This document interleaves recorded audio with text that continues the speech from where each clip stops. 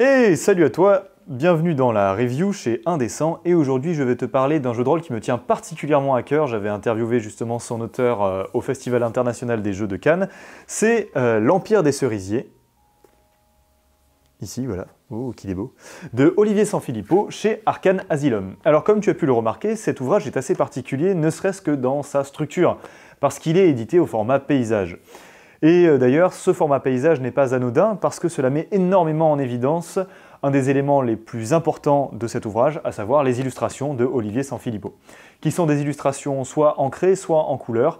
Dans les deux cas, vous allez voir, elles sont de grande qualité. Vous allez avoir la vidéo qui passe pour pouvoir vous faire une idée de ces illustrations. Lorsque vous rencontrez cet ouvrage, déjà, ce qui peut vous marquer, c'est l'aspect blanc et rose qui fait penser un peu à l'anami avec ses petites pétales de fleurs de cerisier qui semblent tomber dans les airs, comme vous le voyez ici. Hop, les petites pétales sont là.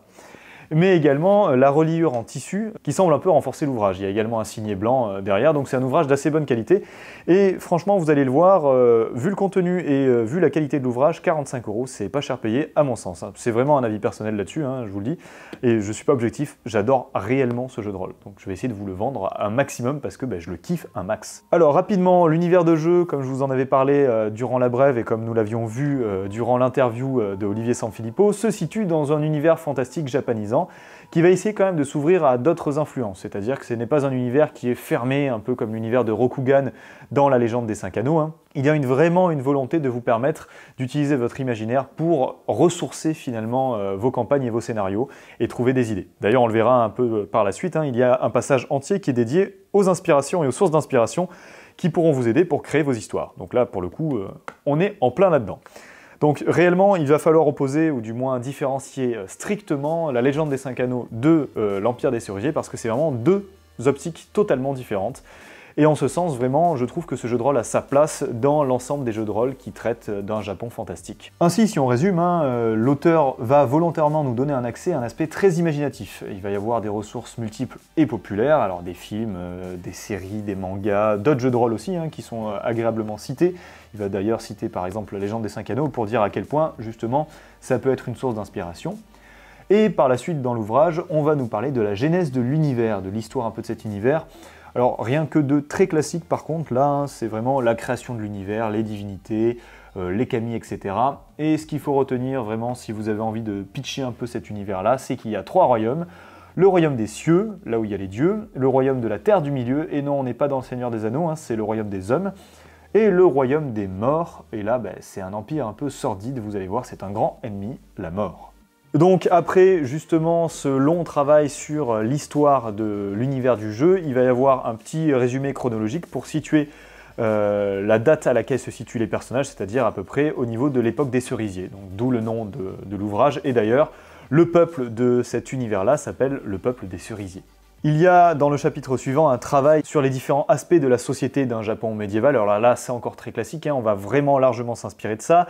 Il va y avoir l'empereur qui est au sommet du pouvoir dans sa capitale, et son influence va progressivement se disperser à mesure qu'on s'éloigne de cette capitale pour reposer sur les daimyo qui sont en fait les représentants du pouvoir local. À partir de là, on va réussir à identifier les différents aspects de cette vie. On va avoir notamment les intouchables qui sont en fait la sphère la plus basse du Japon médiéval, des individus qui sont à la risée de la société, extérieure à la société, qui s'occupe notamment de découper la viande et de la distribuer, mais également il va y avoir d'autres statuts un peu plus particuliers et honorifiques, comme par exemple les Kuge, qui eux sont une sorte d'aristocratie qui lévite tout autour de la famille impériale, et les bouquets qui vont être finalement les guerriers. Et bien entendu, vous l'avez compris, tous ces différents aspects de la société médiévale vont correspondre aussi à des archétypes que vos joueurs pourront incarner à travers des personnages. Le chapitre suivant s'intéresse énormément à la géographie de l'Empire, et là, je vous avoue que c'est pour moi le cœur du livre, avec un autre élément qui est lié à la cité impériale, on va en parler un peu plus tard, c'est un petit bijou.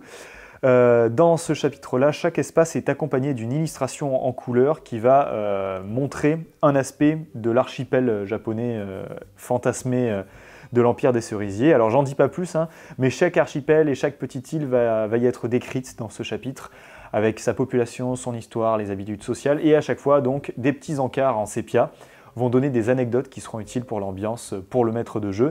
Et je dois vous avouer que vraiment les illustrations, vous les voyez en ce moment, ont un sacré cachet.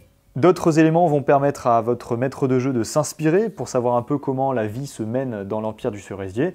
Alors comme vous le savez, on est dans l'ère des cerisiers et cette société japonaise va se baser principalement sur ce que l'on appelle le reigi, qui correspond à l'étiquette et à l'honneur de la société. C'est une sorte de code de conduite. Et ce reigi va être plein de petits détails intéressants. Par exemple, on sait qu'il ne faut pas qu'on prononce le 4 et le 9 car leur kanji se rapproche énormément de celui de la mort. D'autres éléments sont aussi intéressants et mis en avant dans ce chapitre-là, hein. La nourriture est à l'honneur. Alors on est très loin des sushis classiques, hein. Vous n'allez pas commander dans votre truc de sushi favori. Et à la suite, on va avoir aussi différents éléments sur la manière de s'habiller, assez précises, et les moyens de se divertir. Et là, on sent que Olivier Sanfilippo s'est énormément renseigné sur l'univers du Japon médiéval. Et il va nous parler des différents arts qui sont disponibles, le théâtre no, la danse, etc. Et avec à chaque fois, bien entendu, des précisions qui sont bienvenues. Bien, si je vous ai parlé aussi de la société, il y a un autre élément super important, c'est les groupements humains qui vont justement influencer la politique et la géopolitique finalement de l'Empire des Cerisiers. On va commencer notamment avec des clans importants qui correspondent à des anciennes familles. Ce sont des clans aristocratiques, alors il y en a quelques-unes que je vais vous citer, par exemple il y a le clan Abe qui est une très ancienne famille reliée à l'empereur, donc une famille très classique, ou par exemple la famille du clan Ichizo, alors j'espère que je le prononce bien, ne vous froissez pas si vous êtes très japonisant, moi je le suis pas du tout. Alors ce clan Ichizo est assez intéressant parce qu'il se gravite également autour de la famille impériale, mais il a gagné sa place parce que l'un de ses ancêtres était très doué dans la fabrication d'armures et a fabriqué des armures de très grande qualité. D'autres clans sont un peu plus guerriers, ce sont des clans qui donc vont être basés sur un art martial. Il y a le clan Otaru, dont l'animal totem est la luciole. Alors celui-là il m'a un peu intéressé parce que justement Otaru ça veut dire luciole dans le langage de l'Empire des Cerisiers, donc en japonais on suppose. Donc c'était un petit clin d'œil assez sympa. Mais par exemple, il peut y avoir aussi le clan Sakai qui tient une zone portuaire et qui s'enrichit grâce au commerce et grâce à la défense de cette zone portuaire. Autrement, il y a aussi des clans qui se font un peu plus discrets justement avec le développement de la civilisation dans l'Empire des Cerisiers, c'est ce que l'on appelle des clans tribaux. Il y a notamment le peuple de l'ours qui commence à progressivement se faire décimer parce qu'il n'a plus trop de place, il vit dans les forêts. Et il y a tout un mythe autour de ce clan parce qu'il y aurait une sorte de matriarche ours, une semi-déesse ours presque, qui dirigerait ce clan. Une autre tribu nous intéresse aussi, ça va être la tribu de l'orage qui vénère un kami qui est endormi au fond d'une montagne et qui va faire des rituels pour le maintenir endormi et pour pas qu'il se mette en colère afin d'éviter que ce soit un peu le bordel tout autour. Bien entendu, hein, tous ces éléments-là sont qu'un aspect parmi tant d'autres de la société. Il y a des guildes marchandes qui sont décrites dans l'ouvrage, des descriptions de familles riches, opulentes, qui ont gagné énormément d'argent grâce au commerce, également des groupes mystiques qui correspondent à des prêtres, à des pratiquants de magie noire, et des groupes de hors-la-loi, bien entendu, parce que sinon c'est pas drôle s'il n'y a pas des bandits, pour que vos personnages joueurs se fassent les dents dans certains petits combats. Alors moi j'ai un petit coup de cœur également sur un point assez précis, c'est les chasseurs de lucioles que l'on retrouvera notamment dans le scénario à la fin, qui est un scénario d'initiation. Ce clan des lucioles, ce clan des chasseurs de lucioles, c'est un clan de personnes qui enquêtent sur les yokai. Et donc je trouve que c'est parfait pour initier vos joueurs et créer un groupe de joueurs, un groupe de personnes qui enquêtent sur des yokai, c'est juste parfait. Le chapitre suivant est à mon sens l'un des chapitres les plus importants de cet ouvrage car il décrit un cadre de campagne. La fameuse cité de Sakura-Kyo. Alors Sakura, hein, toujours référence à l'Empire des Cerisiers, qui est la capitale. Alors je ne vais pas vraiment entrer dans les détails parce que c'est terriblement riche et extrêmement pointilleux. Il faudrait à peu près 3 jours pour que je vous en parle de manière vraiment nette et fine. Donc je vais me contenter de vous expliquer un peu la forme de ce cadre de campagne, comment est-ce que ça se présente. Au début de chaque chapitre, il va y avoir une carte détaillée et annotée. La carte est juste géniale à chaque fois.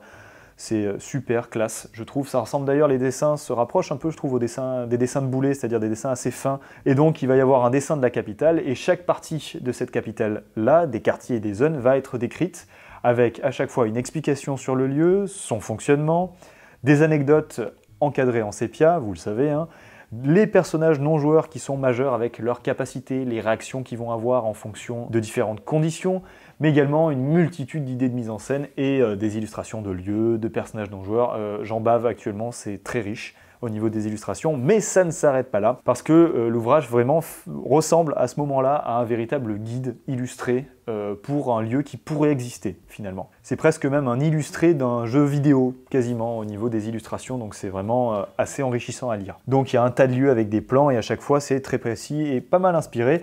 Petit coup de cœur pour ma part pour le village de Korokomura qui me fait réellement penser à un niveau de jeu vidéo.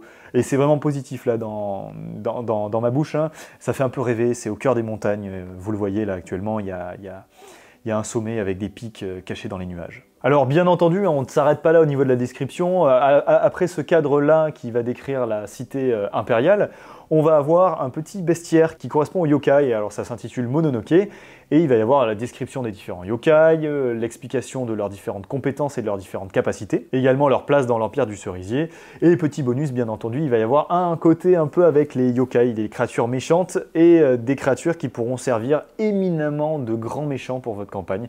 Je vous en dis pas plus, vous regarderez en feuilletant l'ouvrage. Par la suite également, à la suite de ce chapitre sur le bestiaire, on se rend compte que l'ouvrage et Olivier Sanfilippo ne nous laissent pas seuls dans la création d'une campagne et d'une histoire, car il va nous donner plein d'astuces pour réussir à bien mener une campagne et à bien mener cet univers de jeu-là, avec une liste approfondie des différentes inspirations que l'on peut avoir pour créer des scénarios, que ce soit des films, des mangas, des jeux de rôle. Enfin, vous allez voir, il y en a une flopée, ça fait à peu près 2 à 3 pages. Donc vraiment, il y a largement de quoi même s'occuper pendant nos froides soirées d'hiver à regarder des films et à lire des mangas.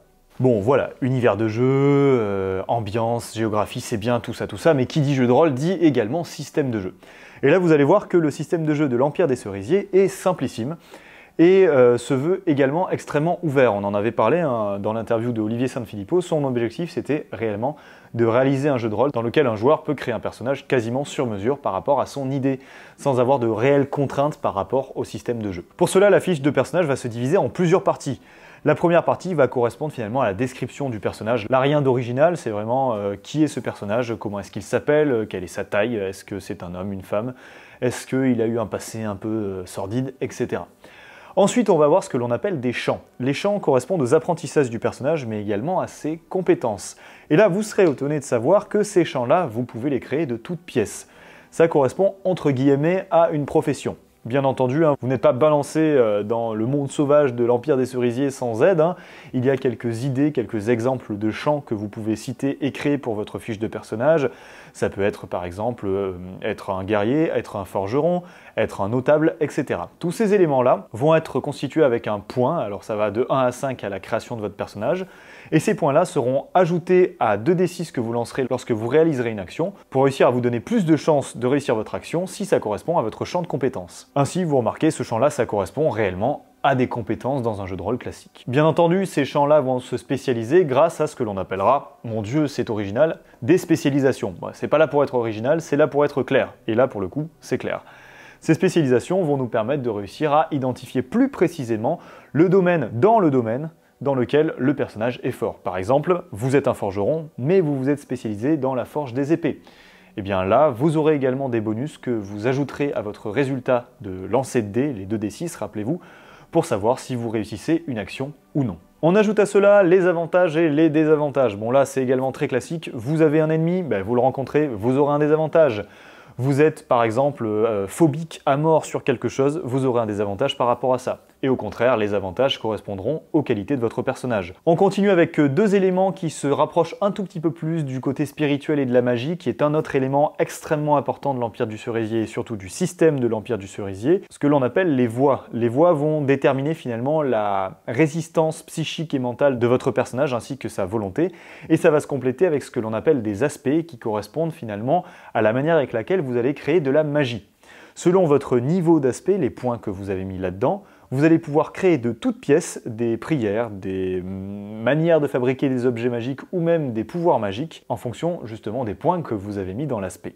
Ça va être assez simple, hein, il y a un tableau page 215 qui va résumer comment est-ce que vous pouvez fabriquer votre pouvoir magique en fonction des points que vous avez mis dans l'aspect. Alors bien entendu, il va y avoir un coup de puissance à cet aspect-là, et en fonction de ce coup de puissance, ça correspondra à un seuil de difficulté que vous allez devoir dépasser lorsque vous allez faire un test. Pour faire un test, rien de plus simple. Vous allez faire votre jet de dés, donc les 2d6, et à cela vous allez ajouter votre score d'aspect, ou de voix si cela est nécessaire. Vous le comprenez, hein, de manière générale, à chaque fois que vous devez faire un test, vous lancez 2d6 et il va falloir ajouter quelque chose. Si c'est pour une action, vous ajoutez votre champ et votre spécialisation si c'est nécessaire. y compris pour le combat par exemple, ou pour la défense, si vous vous défendez face à quelqu'un qui vous attaque, et pour la magie, ça sera justement les points d'aspect. Vous comprenez ainsi que de manière assez étonnante, vous pourrez être un cuisinier et savoir combattre. Simplement parce que si vous vous défendez avec une poêle à frire ou si vous attaquez avec un, je sais pas, un hachoir à viande, vous avez la maîtrise du hachoir à viande et de la poêle à frire. Donc vous allez avoir le bonus en combat de votre compétence de cuisinier. C'est assez étrange, je trouve, mais finalement c'est assez original parce que ça peut créer des situations totalement cocasses. Pour revenir à la magie, on a aussi d'autres aspects qui nous permettent de comprendre un peu mieux la place de la magie dans cet univers-là.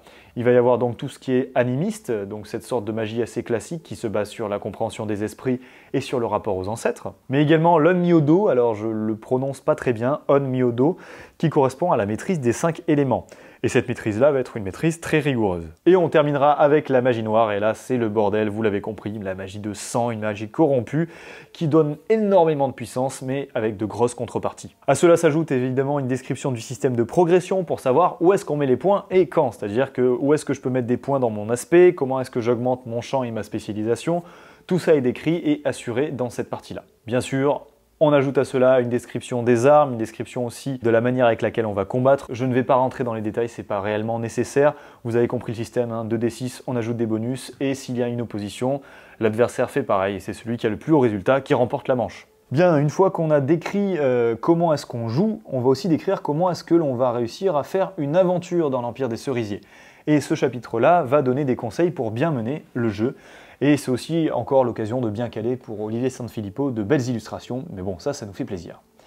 Alors il y a plein d'idées d'aventure qui vont être décrites à chaque fois pour vous montrer que ce jeu de rôle est assez multiforme. Ça passe de l'enquête au scénario de guerre, à de la politique intrigue, à des mystères, à de la survie. Bref, avec en bonus quelques situations dramatiques qui vont explorer un répertoire d'événements qui ont pour objectif de faire frissonner vos joueurs. Mais ça, je ne rentre pas dans les détails, vous le verrez en lisant. Pour terminer, Olivier Sanfilippo nous propose un scénario bien ficelé, qui est un scénario d'initiation dans lequel les joueurs vont découvrir une ville où se passe le mystérieux festival des Lucioles. Alors attention spoiler, donc vous vous arrêtez à ce moment-là si vous n'avez pas envie d'être spoilé. Il semblerait justement que ce scénario marque le début du fameux groupe des Lucioles qui s'occupe d'enquêter sur les yokai. Bon, en conclusion, vous l'avez compris, je suis extrêmement enthousiaste par rapport à ce jeu de rôle. Olivier Sanfilippo a fait un travail énorme. Le format est complètement original, un format paysage, c'est peu commun pour du jeu de rôle, et également l'ouvrage est massif. Il y a énormément d'informations, et pour 45 €, je trouve que c'est limite pas cher payé. Je me demande où est-ce qu'il a réussi à trouver l'équilibre entre il faut que je me fasse payer pour le boulot que j'ai fait et la quantité de travail qui a été fournie. Bon bref, c'est assez impressionnant là-dessus. Alors, je ne suis pas payé par Arkane Asylum ni par Olivier Sanfilippo pour vous en parler aussi bien. C'est juste que, pour moi, c'est le jeu de rôle de l'année, clairement. Donc vous l'avez compris, je vous le conseille énormément. Il y a 3 petits bémols, à mon sens, que l'on pourrait mettre en avant quand même pour réussir à pas uniquement encenser l'ouvrage. 2 sur l'aspect physique de l'ouvrage. La version paysage, à mon sens, va énormément abîmer le livre. C'est-à-dire que tout le poids des pages va descendre, et la cote va très vite s'abîmer si jamais vous le sortez trop régulièrement. Il faut vraiment le lire à plat pour ne pas l'abîmer. Par contre, si vous lisez à plat, c'est juste parfait parce que vraiment il s'ouvre et il ne se referme pas comme les ouvrages classiques. C'est un peu galère, vous voyez, il faut mettre des tasses pour réussir à ce que ça tienne. Deuxième aspect, il y a une sorte de gomme un peu étrange sur la couverture qui attire énormément la poussière. Moi, je l'ai laissé 2 jours sur ma table en le feuilletant de temps en temps. C'était gorgé de poussière après. Donc bon, c'est pas grand chose, c'est assez anecdotique, mais c'est à savoir. Et dernier point, c'est au niveau de la coloration de certaines illustrations. Je trouve que la coloration a un aspect un peu flou. Je pense que c'est volontaire de la part d'Olivier Sanfilippo, mais d'un point de vue très personnel, je préfère des colorations qui sont un peu plus nettes. Mais sinon, de manière générale, les illustrations sont juste géniales. Bref, vous l'avez compris, je pense 20 sur 20, si vous voulez foncer, foncez-y, c'est génial. Allez-y, c'est à mon sens l'un des meilleurs jeux de rôle pour l'instant, français. Édité par Arkane Asylum. Bon, il y a les traductions qui sont bien, mais réellement, The Witcher, à mon sens, ne va pas à la cheville de l'Empire des Cerisiers en termes de créativité. Bien, je vous dis à très bientôt. Si vous avez besoin d'informations, si vous avez envie de préciser des choses, faites-le dans les commentaires. Je serai là pour vous répondre. À très bientôt sur la chaîne Indécent.